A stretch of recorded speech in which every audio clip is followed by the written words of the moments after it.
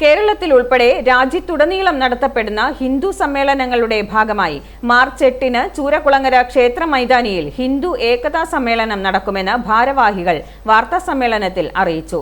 ഞായറാഴ്ച വൈകുന്നേരം 4:30-ന് സമ്മേളനം രാഷ്ട്രീയ സ്വയംസേവക സംഘം ദക്ഷിണ പ്രാന്തത പ്രമുഖ് കെ ഗിരീഷ് കുമാർ ഉദ്ഘാടനം ചെയ്യും.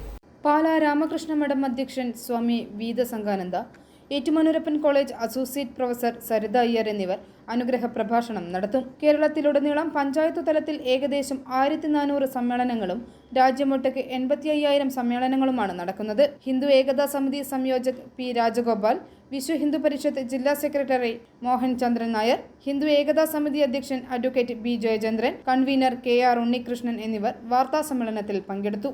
ഉദ്ദേശം എന്ന് പറയുന്നത് നമ്മുടെ ഇടയിൽ നിലനിൽക്കുന്ന അസമത്വങ്ങളെ ഇല്ലാതാക്കി ശക്തമായ ഒരു സമൂഹത്തെ കെട്ടിപ്പടുക്കുക എന്നുള്ളതാണ്.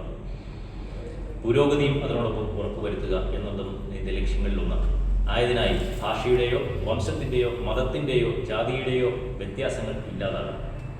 കേരളത്തിലുടനീളം പഞ്ചായത്ത് തലത്തിൽ ഏകദേശം 1400 സമ്മേളനങ്ങൾ നടക്കും. രാജ്യമൊട്ടുക്ക് 85,000 സമ്മേളനങ്ങളുമാണ് നടക്കുന്നത്. ആയതിലേക്ക് സാംസ്കാരിക നായകർ ഉൾപ്പെടെ ഉള്ളവരും സാമുദായിക നേതാക്കളും ക്ഷണിതാക്കളും. യുദ്ധങ്ങൾ ലോകത്തെ അശാന്തമാക്കുന്ന ഈ കാലത്ത് ലോക സമസ്ത സുഖിനോ ഭവന്തു എന്ന മന്ത്രവുമായി നാം ഭാരതീയർ യുഗങ്ങളായി ജീവിച്ചു പോരും. സമാധാന മന്ത്രമായ വസുദൈവ കുടുംബകം. i4a news, Ettumanoor.